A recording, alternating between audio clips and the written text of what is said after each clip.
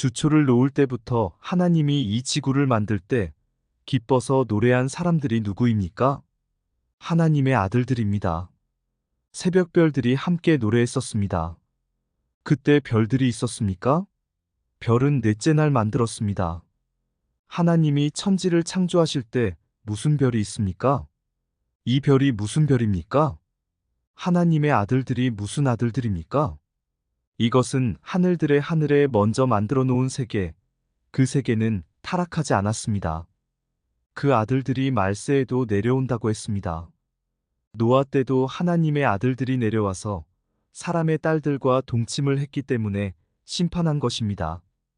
창세기 6장 1절에서 5절에는 하나님의 아들들이 내려와서 사람의 딸들과 동침을 하기 때문에 그들의 사이에서 낳은 사람은 고대 유명한 사람이었습니다.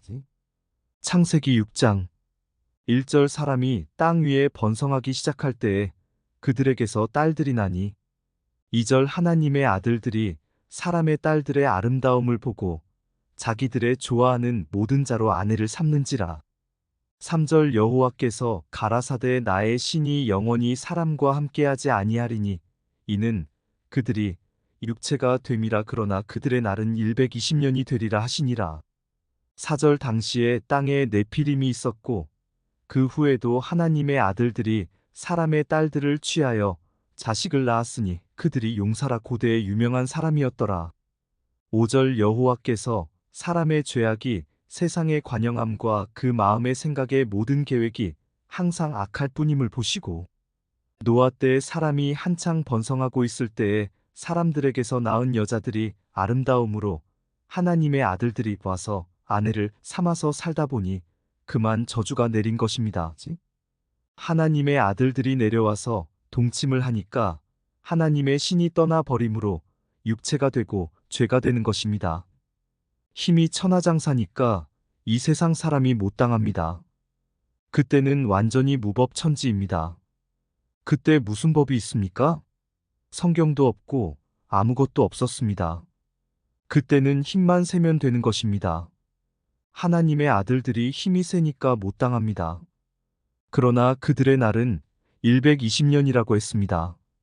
하나님의 아들들이 내려와서 동침을 해서 사람을 많이 낳고 하니까 그것이 죄가 되어 하나님의 신은 떠나고 죽이겠다는 선포입니다. 바로 120년만 되면 다 죽는다는 소리입니다. 그래서 예수님도 마지막 때에 노아 때와 같이 된다고 하셨습니다. 네피림은 장부라고 되어 있습니다. 대장부 즉 장사라는 소리입니다. 하나님의 아들들과 사람의 딸들이 결혼해서 낳은 그 자식들이 고대의 장사들입니다. 그들은 집채 같은 돌들도 그냥 들어 올릴 수 있을 만큼 힘이 천하장사입니다.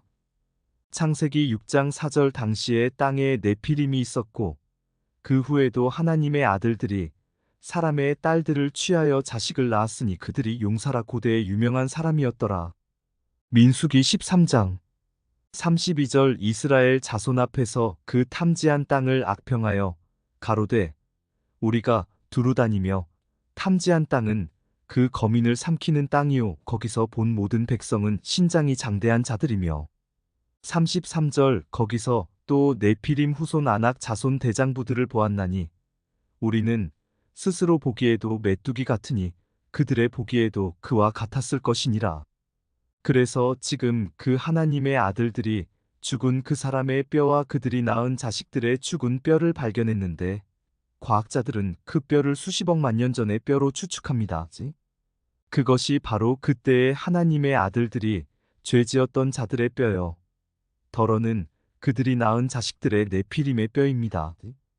그리고 아담의 뼈가 발견되어도 그렇게 된다는 말씀입니다. 오늘 우리 교계와 종교가 전부 혼돈입니다. 성경을 받았다고 해도 혼돈이요. 못 받아도 혼돈입니다.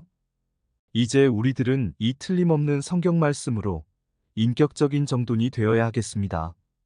말씀으로 개조 작업을 하여 새로운 피조물로 정돈하는 것입니다. 할렐루야! 그래서 첫째 날이 있어야 둘째 날이 있는 것이지 첫째 날도 없는데 둘째 날이 있을 수 있습니까? 첫째 날의 기초부터 시작합시다. 기초가 말씀입니다. 할렐루야! 이 시간 제2절이 열리고 있는 것입니다. 아직은 조립하지 않고 분리만 해놓았기 때문에 그 구석구석에는 종이만 끼워 놓았습니다.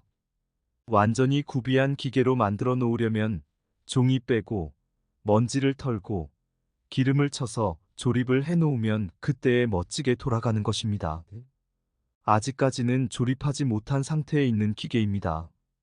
아무리 좋은 기계라도 기름칠을 해야만 하듯이 기름을 칠하는 것이 진실이며 법이니 죄를 많이 지은 분들이 말씀으로 무장해서 정돈하고 조립해야 됩니다.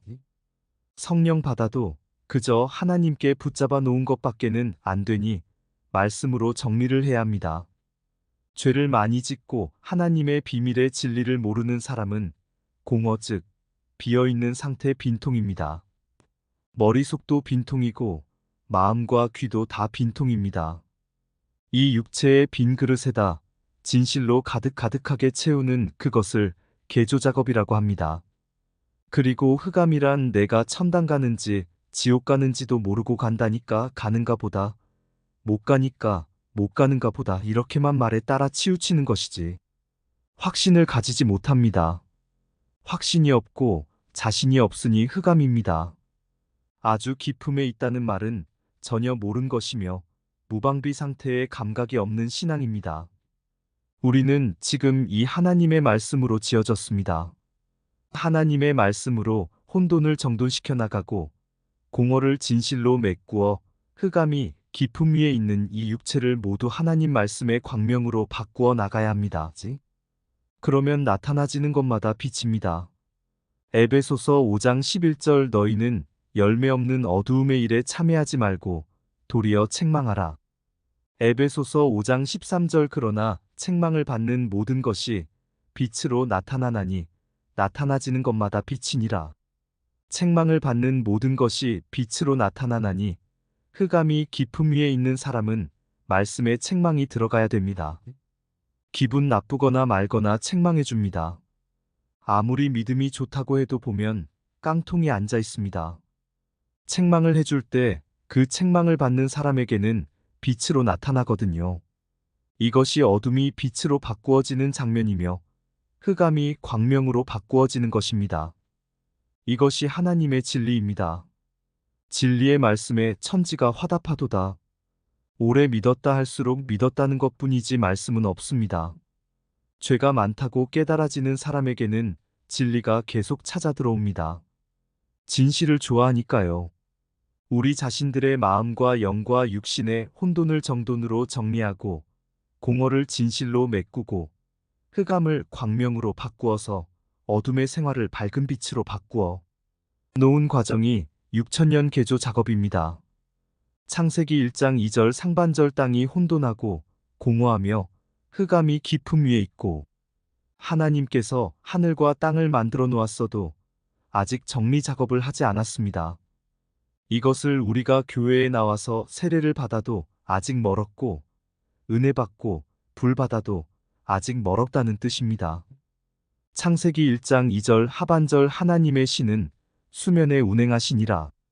그때 그 시에 그 하나님의 신은 땅에 운행하시고 수면에 운행하셨습니다. 하나님께서 처음 만들 때 아직도 물의 가치가 없고 땅의 가치가 없고 하늘의 가치가 없듯이 우리도 가치 없이 신앙생활을 하고 있다는 말씀입니다. 이것을 가치 있게 쓸 수 있도록 우리는 항상 말씀 옆에 바싹 있으면서 하나님 말씀의 길 옆에 있든지 말씀의 앞에 있든지 하면 가치가 있는 신앙이 될 것이고 한쪽 뒤로 엉큼하게 숨어 있을 것 같으면 아무것도 아닙니다. 마치 길 옆에 있는 터는 비싸고 길에서 떨어져 들어가 있으면 가치 없는 땅과 같습니다. 우리는 말씀을 아멘 아멘하고 받고 있으면 지어지는 것입니다. 육신은 육신대로 멋진 인격의 신앙으로 갖추어지고 영은 영대로 갖추어지게 되고 마음에는 마음의 평안이 오고 믿음이 채워집니다. 믿음이 마음에 채워지지 육체에 채워지는 것이 아닙니다. 마음에는 말씀과 믿음과 사랑과 확신이 채워져야 하고 영에는 신령이 채워져야 합니다. 우리 마음은 하늘이 아니고 공중입니다. 공중에는 새가 날아라 새가 나르는 것은 기쁨이며 평화입니다. 기쁘니까 기쁨이 날아라. 비둘기가 성령이거든요. 성령이 날아라. 마음에 평화가 있으라. 내가 너희에게 평안 곧 화평을 주노라. 화평을 주었으니까 새가 이 마음 속에 훨훨 나르니까 기쁘고 기쁜 것입니다. 하늘, 땅, 물은 만들어져 있습니다. 첫째 날 시작에 다 만들어져 있습니다. 하나님께서 하늘에 날지 않으시고 땅에 걸어가지 않으시고 물 위에 왔다 갔다 하는 그 비밀을 한번 알아보십시오. 물은 수면이니까 공의입니다. 공의의 하나님만이 사랑을 가지고 정리하십니다. 그러기 때문에 그 공의의 하나님이 자를 것을 잘라서 작품을 만드는 것입니다. 그래서 하나님의 신은 수면에 운행하셨습니다. 이제 수면에 운행하신 율법을 가지고 공의를 가지고 엿새 동안에 만드신 분이 그것을 나타내는 모습입니다. 아무것도 없는 무방비 상태니까 공적인 하나님이 되어야만 무엇을 만드십니다. 만들어 놓은 뒤에 사랑을 베푸는 것입니다. 물은 수평이고 수평은 공의입니다. 사랑은 상하입니다. 그래서 이것이 십자가입니다. 물과 성령으로 거듭나라 하는 것은 공의와 사랑으로 거듭나라는 것입니다. 요한복음 3장 3절 예수께서 대답하여 가라사대 진실로 진실로 내게 이르노니 사람이 거듭나지 아니하면 하나님 나라를 볼 수 없느니라. 4절 니고데모가 가로되 사람이 늙으면 어떻게 날 수 있삼나이까? 두 번째 모태에 들어갔다가 날 수 있사나이까? 5절 예수께서 대답하시되 진실로 진실로 내게 이르노니 사람이 물과 성령으로 나지 아니하면 하나님 나라에 들어갈 수 없느니라. 율법만 가지고도 안 되고 공의만 가지고도 안 되며 사랑이 있어야 합니다. 사랑은 상하 아래서 위로 올라가고 위에서 아래로 내려오는 것입니다. 좌우는 공의로 심판이며 냉정입니다. 그래서 좌우는 율법이고 물이며 상하는 사랑이며 성령입니다. 사랑으로 만드시는 하나님, 사랑을 베푸신 하나님이 땅과 하늘과 물에 다녀 운행하시면서 하나님께서 만드셨습니다. 아주 깊은 뜻이 들어 있습니다. 땅이 흑암의 깊은 중에 있었으니까 하나님은 그보다 더 깊지요. 하나님의 신은 흑암의 깊음보다 더 깊기 때문에 흑암을 밝게 하고도 남습니다. 그렇기 때문에 우리가 예수를 믿어도 깊이 믿어야지 얕게 믿어서는 안 됩니다. 히브리서 3장 1절 그러므로 함께 하늘의 부르심을 입은 거룩한 형제들아 우리의 믿는 도리의 사도시며 대제사장이신 예수를 깊이 생각하라. 찬송 깊이 믿을 친구니 무슨 일이나 근심하지 말고 주 예수께 아뢰라. 시내산에서 율법을 받은 모세가 불도 받았지만 사랑의 종으로 보지 않고 물의 종으로 봅니다. 모세는 물에서 건졌기 때문에 홍해의 바다를 건너갔습니다. 모세는 공의의 종입니다. 마지막 3차 대전이 일어나면 두 선지자가 내려온다고 했습니다. 물의 종, 공의의 대표자, 율법의 대표자가 내려오고 또 하나는 불의 종이 내려옵니다. 이 둘이 합하면 똑같은 역사를 합니다.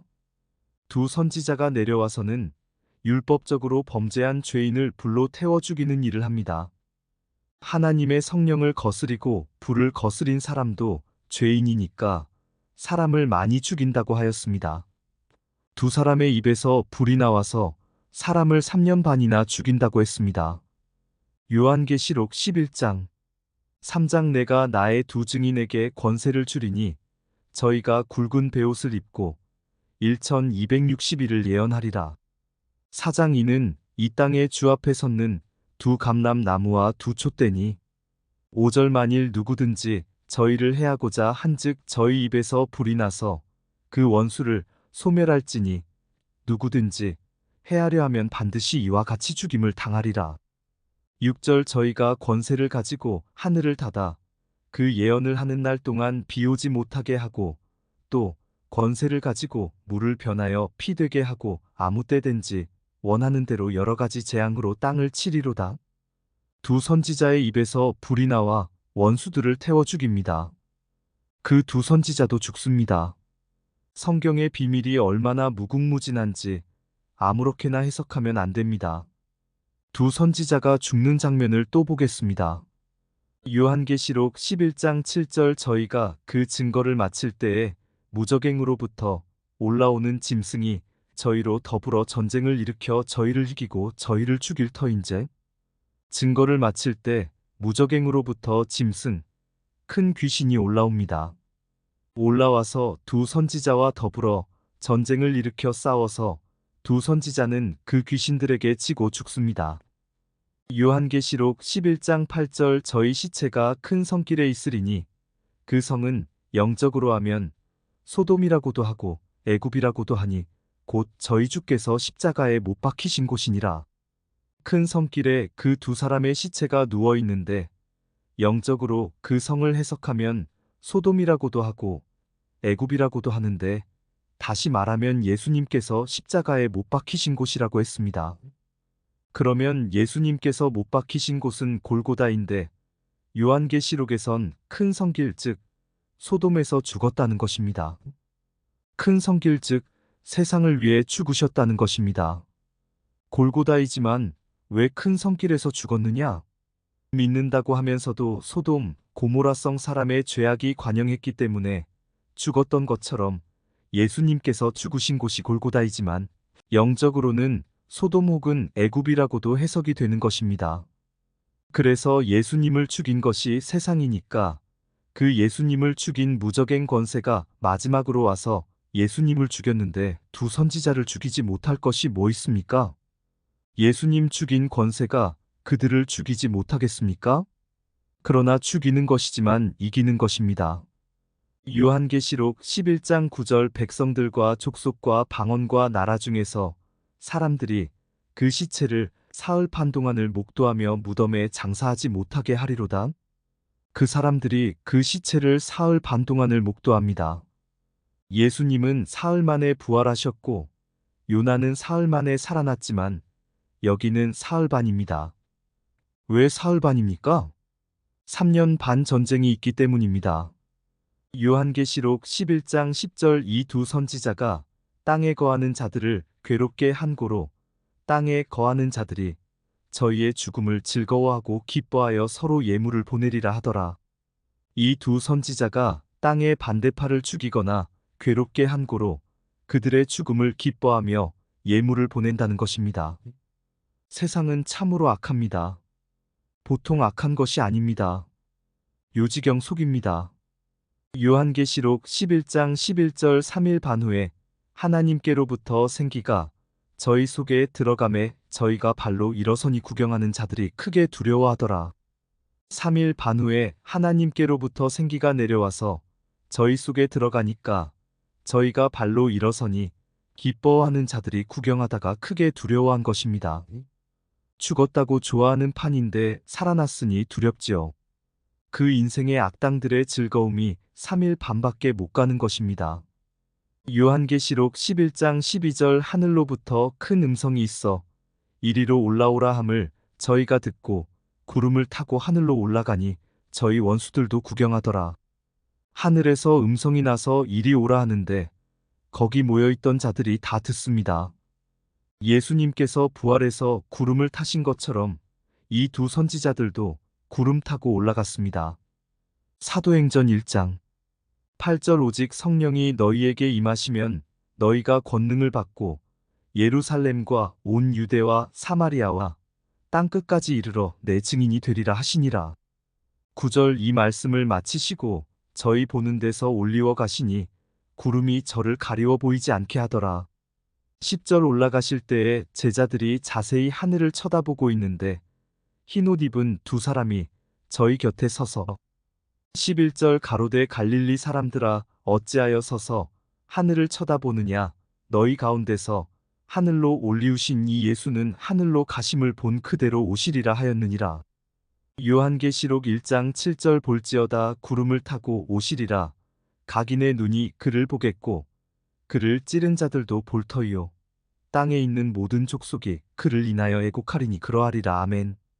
요한계시록 11장 13절 그 시에 큰 지진이 나서 성 10분의 1이 무너지고 지진에 죽은 사람이 7천이라 그 남은 자들이 두려워하여 영광을 하늘의 하나님께 돌리더라.